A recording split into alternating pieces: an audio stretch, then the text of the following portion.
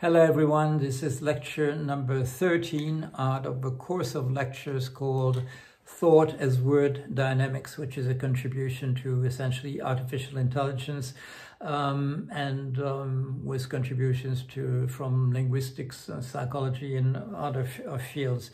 The idea is to make a system that works, and the philosophy of that system turns out, although it was developed a long time ago, in the years 1987, 1989, it is conceived in such a way of being bottom-up, as opposed to things we talk a lot about currently, which are large language models, of which GPT, generative pre-trained transformer, is an example.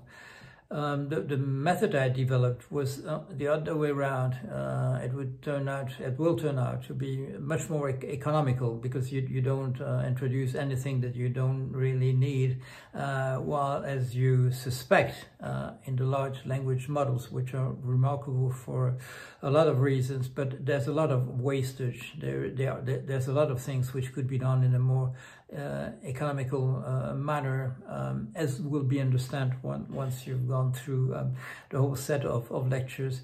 Currently we are within the chapter called The Endogenous Principle is Isomorphic to the Mathematical Object called a P-graph. It's not very important for the lecture now, the one I'm going to give now, to know what is the name of the overall chapter.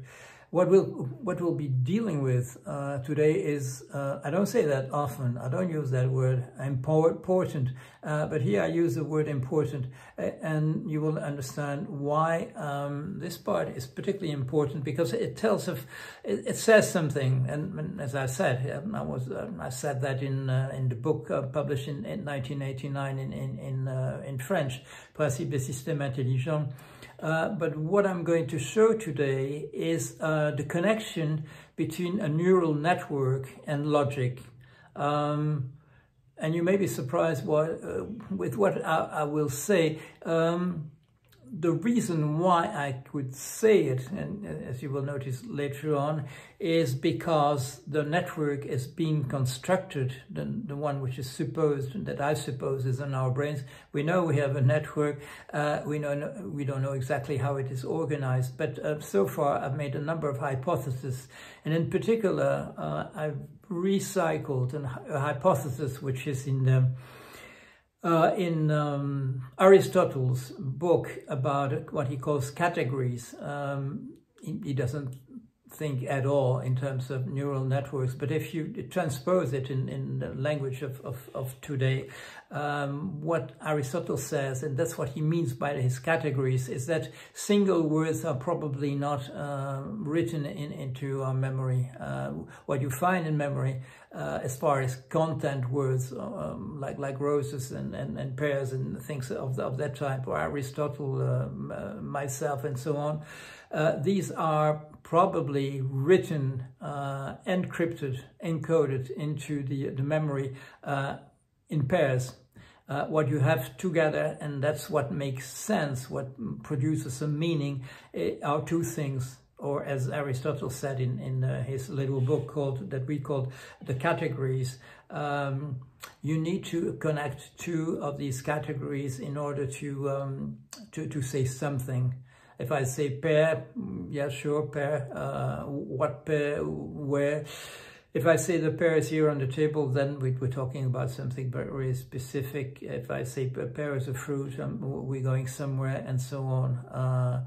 If I say fruit or a pear, I can just give a definition of that.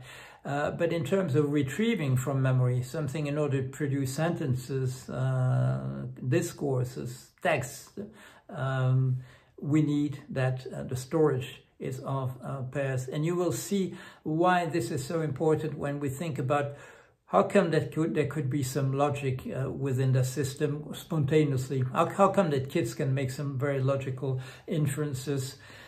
In my view, because that's the way that our brains are being organized, that the information is organized in a particular way in terms of pair of words being paired together in a couple. And that's why when you retrieve something from your mind, you have that ability to produce things that sound logical. This has been noticed by some philosophers at some point. How come that we are logical just by using the language, the words in our language? My colleague at British Telecom, who was looking over my shoulder while I was developing Anela, the piece of software, of artificial intelligence software I was developing for that firm between 1987 and 1990. I remind you that he called my project Anela for associative network with emergent logical and learning abilities. And he had noticed that logic was emergent. And why was logic emergent? Meaning that I hadn't coded it into my piece of software.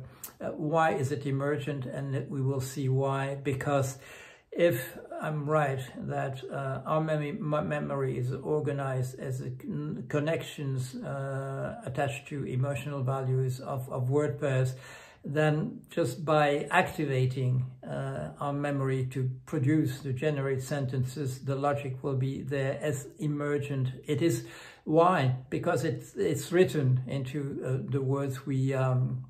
It's written in a combination between the words we use and the way that memory is stored in our mind. And I will say more now by reading my text and making some comments as I go. Aristotle, and I remind you, in case you had no idea who Aristotle is a Greek philosopher from the 4th century BC. He's a pupil of Plato. Plato was himself a follower of Socrates. All these people were linked together and more or less contemporary, which is extraordinary. We have such luck that these people could talk to each other, because obviously that was extremely fertile, that these great minds could talk to each other. Aristotle is the father of what he named analytics. Analytics is very much the ancestor of what we nowadays call logic. Actually, what we call logic nowadays, he distinguished in 3 types of categories, 3 types of ways of speaking. Analytics, which is of the more superior type, because it's the more rigorous. Dialectics, and rhetorics.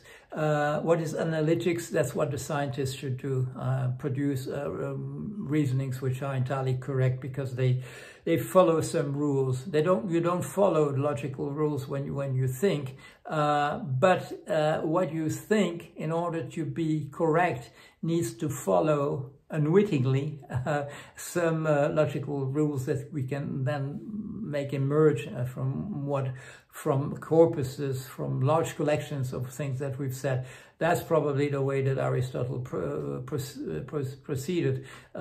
He listened at what people said and thought there is a way of connecting some argument with some others within the way we spontaneously speak.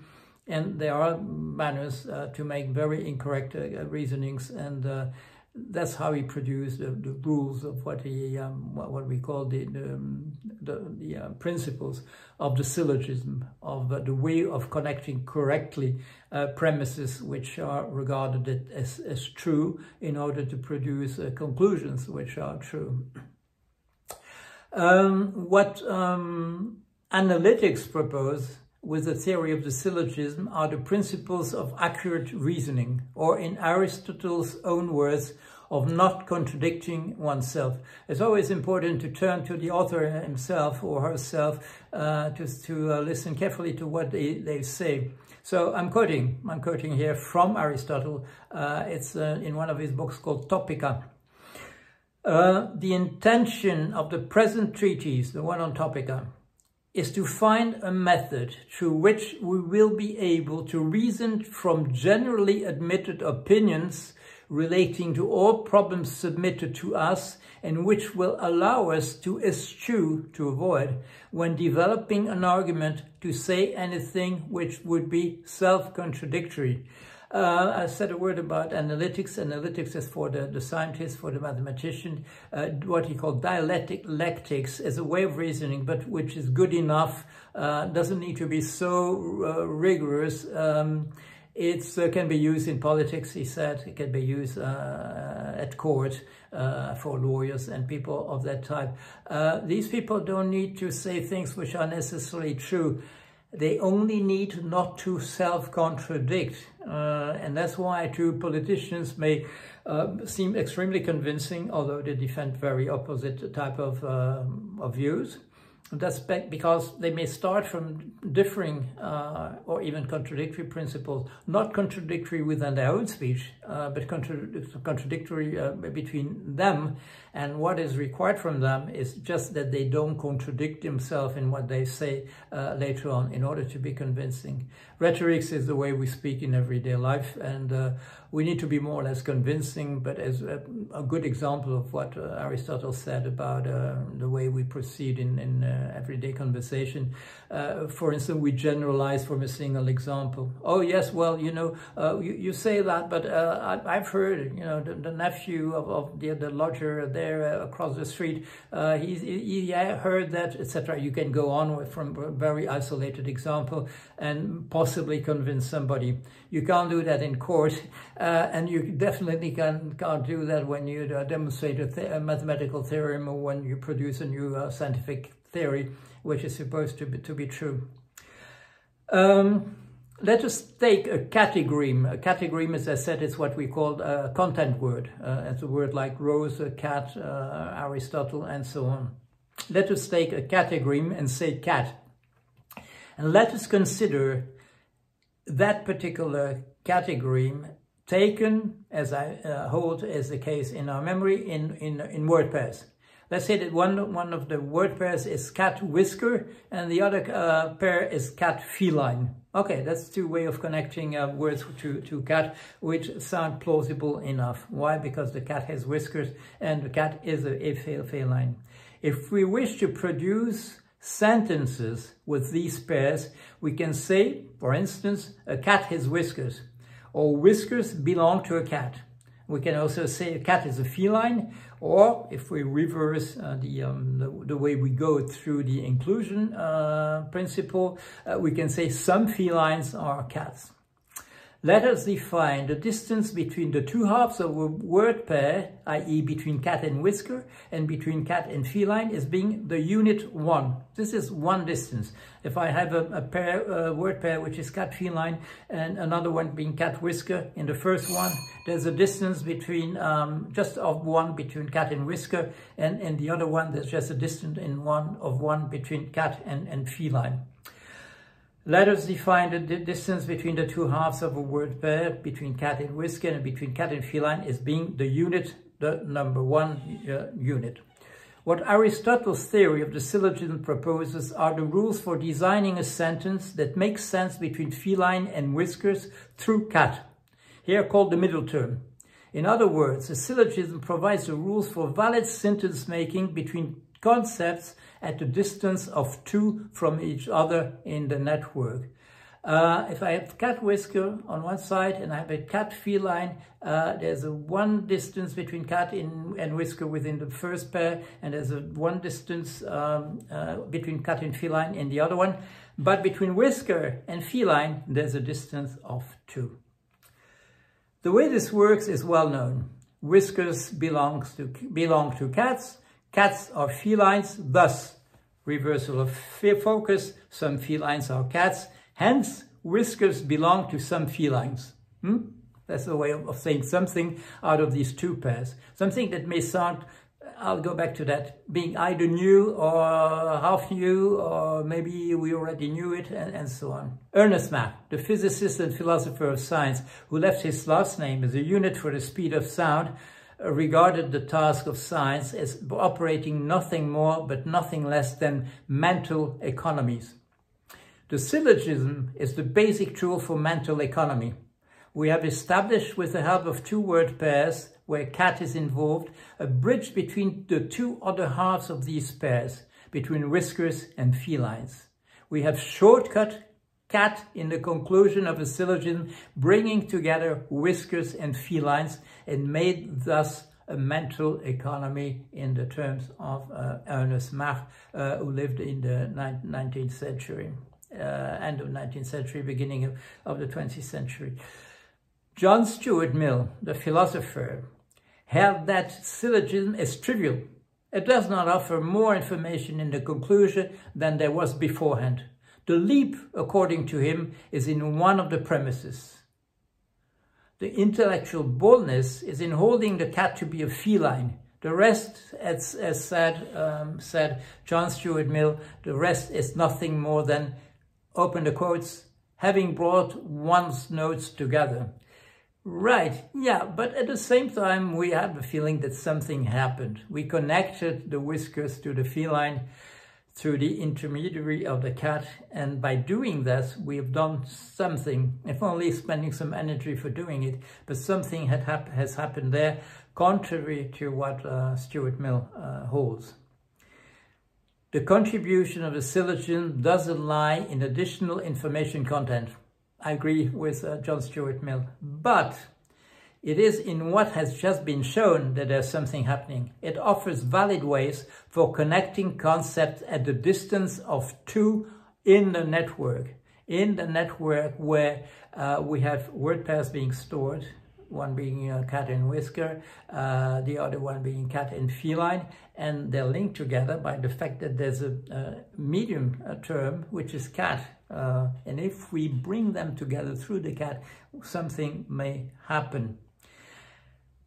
Because hereditary fields are transitive to the inclusion of concepts, I'm a man is a vertebrate is an animal is a creature, and so on. This is true. The contribution of a syllogism doesn't lie in additional information content. It is in what has just been shown. It offers valid ways for connecting concepts at a distance of two in the network. And because hereditary fields are transitive to the inclusion of concepts, they potentially offer the ways for connecting concepts at any distance from each other. If some felines have whiskers through cats, and felines are mammals, then some mammals have whiskers, and also some animals have whiskers. What Aristotle accomplished with his analytics represents a particular solution to formulating an overall logic. Not necessarily a universally valid one, but at the same time sufficiently resilient that it repels successfully the suspicion that thought is a mostly fallible or culturally variable process. Not universal, because the structure of Chinese, the ancient Chinese, the structure of the language itself doesn't allow that easily to produce a syllogism of that type. But a language like the ancient Greek, or the ones we use currently, they allowed us to do that. In many ways, Aristotle was formalizing, embedding abstract, penetrable properties within a substantial, impenetrable context. It remained for the hierarchical operator to be developed. What do I do here with penetrable and impenetrable? I fertilize my Western type of thinking with an old Chinese concept. And this is the benefit of what we can do now. We can use the insights of ancient Chinese thinking, which I've been doing consistently, with that of which is part of the embedded in the old ancient Greek language. These people at that time, they didn't know they could do that. They couldn't compare these two languages. I can do that, and one way I did it many years ago, when it was in those late 80s, what I'm referring to, I was trying to formalize that in Lisp and in Prolog, and that's where I could actually formalize what were the differences between a language like Chinese and one like ancient Greek. Here another example, but this is a bit tricky. Violets are blue. Blue is a color. Hence, violets are a color. This we cannot do. There are things that don't work, and that's why you need to know the principles, the rules of the syllogism. You may suppose that a child sometime would try to produce something like that. Violets are blue, blue is a color, then therefore violets are a color, but that doesn't work. Here is where the syllogism breaks down. This is the point where the fecundity of hereditary structures at providing rules for valid generation of sentences connecting concepts at a distance of 2 in the network break down. By now we understand why, from the fact that violets are blue and that blue is a color, we cannot draw the conclusion that violets are a color. Impenetrable things, which are not only substances, but are mainly what Aristotle calls some substances, things which are hard, which are impenetrable. Impenetrable things, not only substances, are the elements that hereditary fields are made of, but not so with the penetrable stuff floating around like blueness, being prickly, things of that type. Not so with the penetrable stuff floating around as the potential coatings of the impenetrable. We can imagine that these blueness, having prickles, being smelly, being a very good fragrance, that these are impenetrable and that they can be put like coatings on a particular object. On the rose, you can put the pinkness, and then you can put the prickliness, the being a type of vegetable and things of that time, vegetable. By now we understand why from the fact that violets are blue and that blue is a color, we cannot draw the conclusion that violets are a color. Impenetrable things, not only substances, are the elements that hereditary fields are made of, but not so with the penetrable stuff floating around as the potential coatings of the impenetrable. These operate following a different principle, the one which I call the endogenous principle. There is therefore a need for specifying which concatenations are forbidden in order not to generate false syllogism with conclusions such as violets are a color.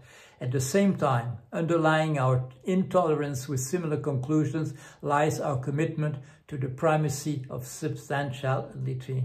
There is within Western and Eastern thinking, there is this idea that there are things which are impenetrable, which are substances, and that the features, the qualities, everything we can say about these substances are somewhat of a different nature. When you look at the 10 categories of Aristotle, you have one which is impenetrable and all the other 9 are penetrable. I've been discussing this extensively in the previous lectures. This is the end of this one. Thank you for having followed my exposition of what I needed to say today about an important principle, understanding how we connect the notion of logic with that of memory traces being embedded in the thing that we know we have there in our brains, which is a network of natural connections, but of which we're really far ahead now in modelizing under the shape of artificial networks, and which produces these wonderful tools that we have now, like large language models, which allow machines to be similar to us, nearly similar to us, very close to being able to think the way we do. I'll see you next time. This is the end of lecture number 13. See you soon.